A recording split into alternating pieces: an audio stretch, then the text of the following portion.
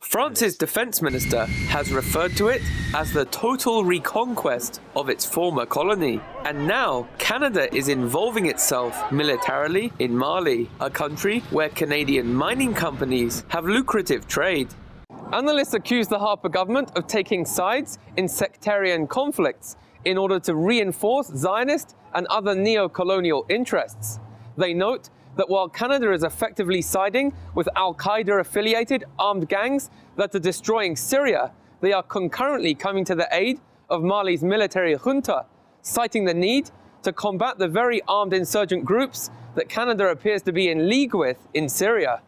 The Toronto-based mining company IAMGOLD collaborates with the controversial AngloGold Ashanti Corporation in Mali. Human Rights Watch stated that in another region of Africa, AngloGold Ashanti, quote, developed links with one murderous armed group, a group responsible for some of the worst atrocities in this war-torn region. Anybody who spends any time doing any research will see that this war has nothing to do at all with so-called terrorism of any form.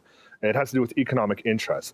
They're the ones who armed and trained these al-Qaeda militants in Libya. So then they say, oh, look, al-Qaeda, terrorist threat, we got to go in there. You're the ones who created them in the first place. It's ridiculous. The Malian leader, dictatorship, is somewhat of the West puppet, let's put it that way. It makes sense that if a puppet is in power, you can pretty much drain resources from that country.